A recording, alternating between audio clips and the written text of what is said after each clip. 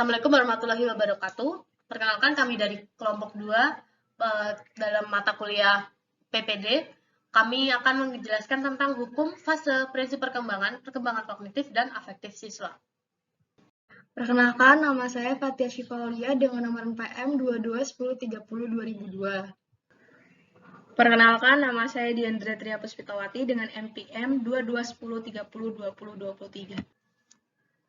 Perkenalkan, nama saya Nafas Zakiah dengan nomor NPM 222-03-02-038. Lalu, materi pertama akan disampaikan oleh rekan saya, Fatia Syifa. Oke, jadi di materi pertama ada hukum perkembangan. Jadi menurut F.J. Mouse, pengertian perkembangan menuju pada suatu proses ke arah yang lebih sempurna dan tidak dapat diulang kembali. Perkembangan menuju pada perubahan yang bersifat tetap dan tidak dapat diputar kembali. Perkembangan juga dapat diartikan sebagai proses yang kekal dan tetap yang menuju ke arah suatu organisasi pada tingkat integrasi yang lebih tinggi. Berdasarkan pertumbuhan, pematangan, dan belajar. Jadi dapat kita tarik kesimpulan dari F.J. Mouse nih guys, bahwa pesannya adalah perkembangan itu tidaklah akan kembali seperti semula, tapi akan terus menerus dan akan ada suatu masa manusia itu akan meninggal, begitu. Lalu ini ada hukum konvergensi. Jadi menurut William Strand menyatakan bahwa pertumbuhan dan perkembangan itu adalah suatu hasil pengaruh bersama kedua unsur pembawaan dan lingkungan. Dan hukum mempertahankan dan mengembangkan diri dalam kehidupan itu tumbuh dorongan dan hasrat untuk mempertahankan diri. Nah, dorongan yang pertama adalah dorongan untuk mempertahankan diri, kemudian disusul dengan dorongan mengembangkan diri. Artinya setiap manusia itu pasti akan terus merasakan perubahan, dan perubahan itu terus berkembang mulai dari secara fisik, mental, dan juga kesehatan mereka. Lalu ada hukum masa peka, yaitu masa peka adalah suatu masa yang paling tepat untuk berkembang suatu fungsi atau secara mental atau kejiwaan, dan akan ada sangkut pautnya juga melalui fisik seseorang, yaitu contohnya seorang. Karena masa peka merupakan masa yang terjadinya dalam perkembangan pada saat tertentu. Lalu ada kelas hukum kesatuan organis, jadi ini berkembangnya fungsi fisik secara psikologis pada diri manusia yang tidak berkembang atau lepas satu sama lainnya, tapi satu kesatuan yang sama. Lalu ada hukum rekapitulasi. Jadi rekapitulasi ini merupakan pengulangan ringkasan kehidupan manusia yang sudah berlangsung secara berabad-abad. Jadi kita dapat artikan bahwa rekapitulasi ini perkembangan anak mengalami ulangan ringkas dari sejarah kehidupan umat manusia gitu. Contohnya misalkan pada saat anak bermain ke alam, mereka biasanya diajarkan cara gimana menanam pohon, atau mungkin kejar-kejaran salto dengan lainnya, atau dia main secara di alam terbuka seperti itu. Lalu ada hukum tempo dan ritme perkembangan. Jadi tahapan perkembangan anak itu secara berurutan dan terus-menerus, dan temponya itu berbeda-beda setiap anak.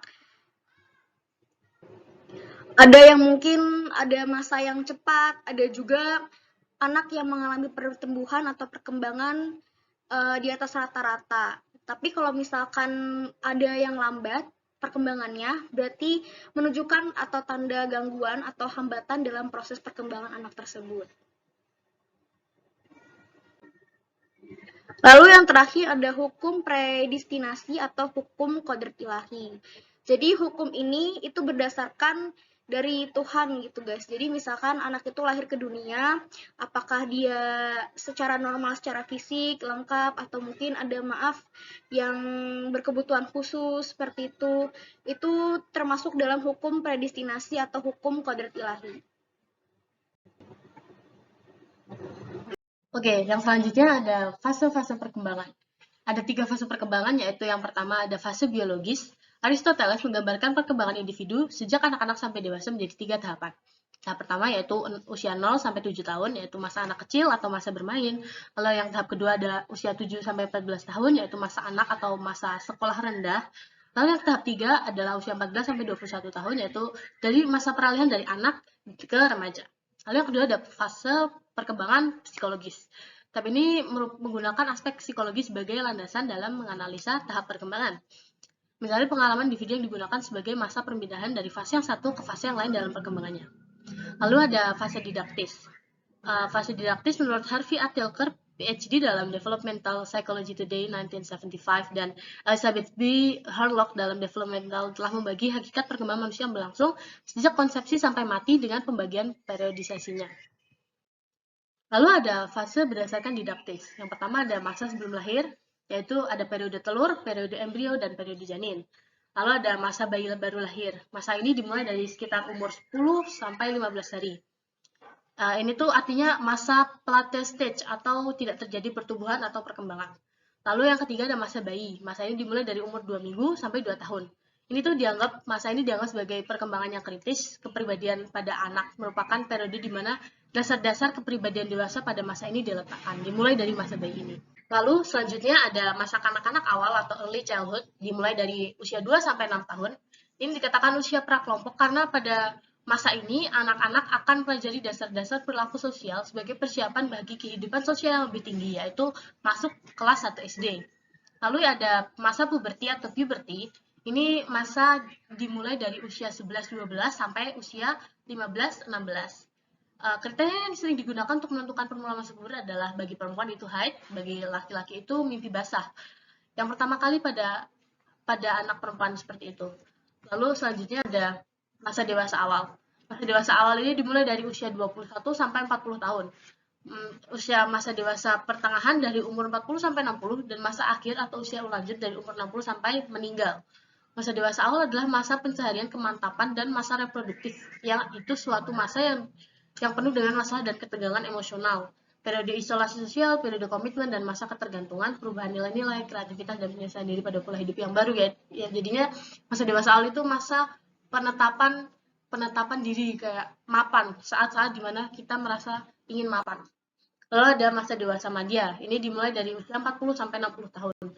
Ciri-cirinya adalah masa dewasa ini periode yang sering ditakuti dari seluruh kehidupan manusia. Jadi biasanya manusia takut ketika mencapai masa dewasa madya karena biasanya merasa sudah tua. Lalu masa dewasa madya merupakan masa transisi di mana pria dan wanita meninggalkan ciri-ciri jasmani dan perilaku masa dewasanya dan masuki suatu periode dengan kehidupan ciri-ciri jasmani dan perilaku yang baru. Masa dewasa madya adalah masa berprestasi. Menurut Erikson, selama usia madya ini orang akan menjadi lebih sukses, atau sebaliknya mereka berhenti atau stagnan. Pada masa dewasa madya ini, perhatian terhadap agama lebih besar dibandingkan dengan masa sebelumnya. Dan kadang-kadang minat dan perhatiannya terhadap agama ini dilandasi kebutuhan pribadi dan sosial.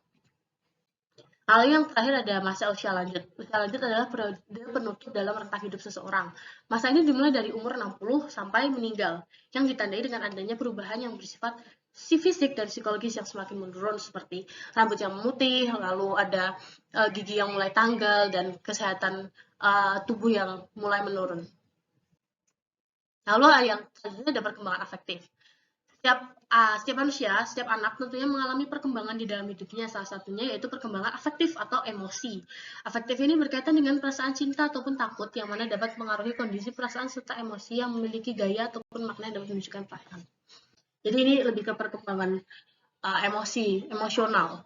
Secara afektif, emosi yang ada dalam diri seorang akan berkembang bertahap melalui interaksi yang terjadi dengan orang tua mereka serta orang lain yang ada di sekitarnya. Namun jika kebutuhan emosi tersebut terpenuhi dengan baik, maka anak dapat berkembang menjadi seorang yang bahagia serta dapat mewujudkan potensinya dengan maksimal. Karakteristik perkembangan emosi pada anak yang pertama ada rasa cinta atau kasih sayang. Ini tuh penting pada usia dini atau remaja, ada kapasitas mereka dalam mencintai orang lain di sekitarnya serta kebutuhan untuk mendapatkan cinta dari orang lain.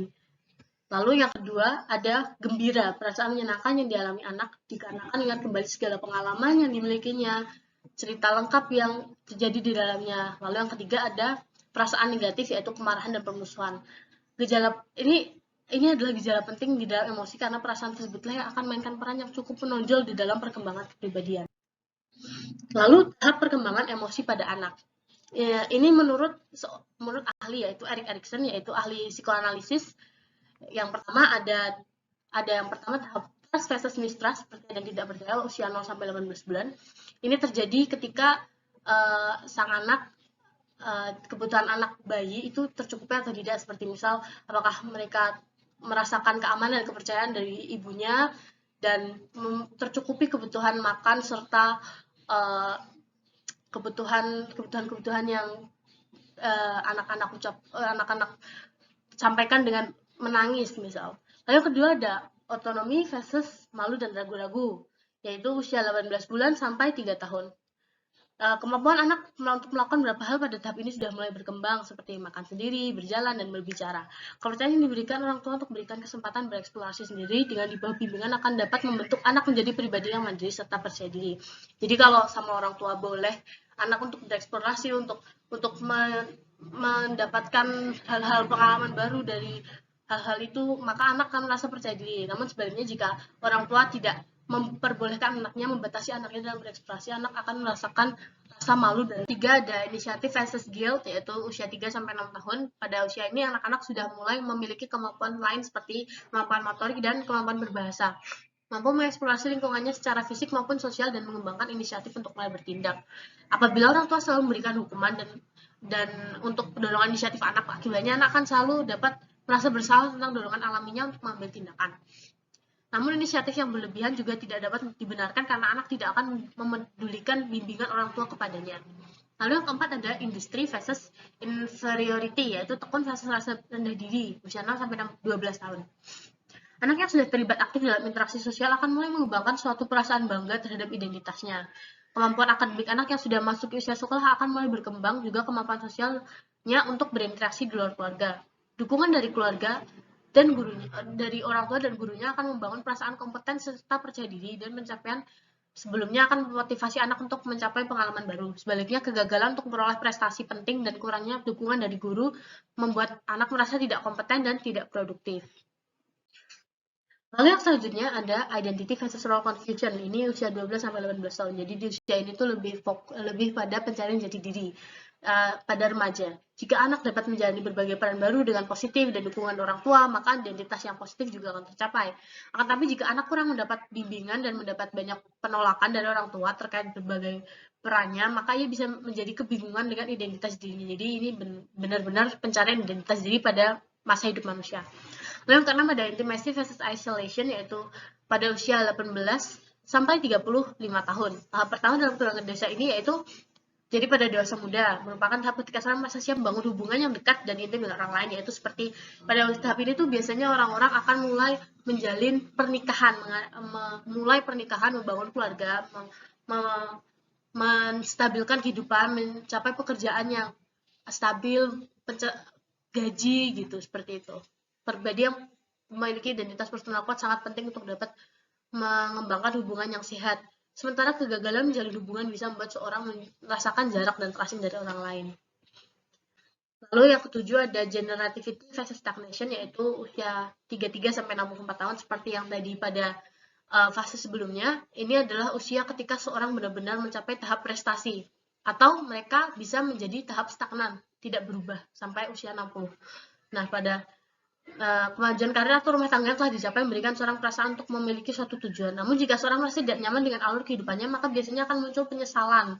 Biasanya akan menyesal atas apa yang telah terjadi di kehidupannya yang telah dia jalani. Yang terakhir ada integrity versus despair, yaitu 65 tahun ke atas ini biasanya sampai meninggal. Pada fase ini seorang akan mengalami penglihatan kembali atau flashback tentang alur kehidupannya yang telah dijalani, juga berusaha untuk mengatasi berbagai permasalahan yang sebelumnya tidak terselesaikan. Jika berhasil melalui tahap ini, maka seorang akan mendapatkan kebijaksanaan. Namun jika gagal, mereka akan menjadi putus asa di masa tua. Ada perkembangan kognitif. Ini lebih ke perkembangan intelijensi, perkembangan kepandaian seseorang. Yang pertama ada teori perkembangan dari Jean Piaget. Yaitu yang pertama ada tahap sensori motor usia 0-2 tahun. Ini tuh aktivitas anak bayi dimulai dari alat gerak mereka, alat gerak dan sensori seperti gerak dan mulut, memegang, seperti itu. Lalu ada tahap praoperasional usia 2-7 tahun, aktivitas berpikirnya belum mempunyai sistem yang terorganisasikan, cara berpikirnya tidak sistematis, tidak konsisten, dan tidak logis, masih mengeksplorasi seperti itu. Lalu yang ketiga ada tahap operasional konkret terjadi pada usia 7-11 tahun. Pada anak ini sudah cukup matang untuk pemikiran logika atau operasi, tapi hanya untuk objek fisik yang ada pada saat ini. Lalu yang keempat ada tahap operasional formal, yaitu terjadi pada usia 11 tahun ke atas. Anak pada usia ini sudah mengalami bisa berpikir secara abstrak, jadi mereka tidak memerlukan bantuan alat-alat atau benda-benda seperti tahap sebelumnya. Lalu ada teori perkembangan kognitif Lev Vygotsky. Lev Vygotsky menekankan pentingnya peranan dari interaksi sosial dalam berbagai tahap perkembangan kognitif pada anak. Ada 3 konsep yang dikemukakan Vygotsky. Yang pertama ada konsep zona perkembangan proksimal atau ZPD. ZPD adalah serangkaian tugas yang sulit untuk dikerjakan sendiri oleh anak. Namun serangkaian tugas tersebut dapat dikerjakan dengan bantuan dari orang dewasa atau anak lain yang mampu. Jadi ini seperti pemberian tugas yang sulit dan mendorong anak untuk meminta bantuan. Lalu ada yang kedua ada konsep scaffolding. Konsep kedua dari teori perkembangan kognitif yang disusun oleh Vygotsky ialah mengenai perubahan dukungan terhadap anak selama proses belajar. Lalu yang ketiga ada bahasa dan pemikiran. Perkembangan kognitif juga memiliki fungsi sebagai alat untuk memantau, merencanakan, maupun mengontrol aktivitas dari anak. Bahasa dan pemikiran anak ini dibagi menjadi 2, yaitu private speech dan inner speech. Seperti bahasa yang lisan yang keluar dan bahasa dalam hati atau dalam pikiran. Dan berikutnya ada prinsip perkembangan. Nah, di sini prinsip perkembangan dibagi menjadi 5. Yang pertama yaitu perkembangan merupakan suatu proses yang tidak pernah berhenti atau never ending process, yaitu manusia secara terus-menerus mengalami perubahan atau perkembangan. Perkembangan berlangsung secara terus-menerus sejak masa konsepsi, di mana sel sperma bertemu dengan sel ovum, sampai mencapai kematangan atau masa tua. Kedua, setiap individu yang normal akan mengalami tahap atau fase perkembangan, di mana pada manusia yang normal dan memiliki usia yang panjang dan individu tersebut akan mengalami fase-fase perkembangan, yaitu fase bayi, kanak-kanak, anak, remaja, dewasa, dan masa tua. Ketiga, semua aspek perkembangan saling mempengaruhi, yaitu setiap aspek perkembangan individu, baik fisik, emosi, kecerdasan, maupun sosial, satu sama lainnya saling mempengaruhi atau terikat. Selanjutnya, keempat ada perkembangan terjadi pada tempo yang berkelainan. Kematangan perkembangan fisik dan mental terjadi pada waktu dan tempo yang berbeda-beda. Artinya ada perkembangan itu yang cepat dan ada juga yang lambat setiap individunya. Kelima, setiap fase perkembangan mempunyai ciri khas, memiliki fase perkembangan yang berbeda-beda pada setiap umurnya atau masanya. Kembali lagi, setiap individu memiliki tahap dan tempo fase yang berbeda-beda. Begitu juga dengan fase perkembangannya yang mempunyai ciri khas. Sekian dari saya. Sekian presentasi dari kelompok kami. Wassalamualaikum warahmatullahi wabarakatuh.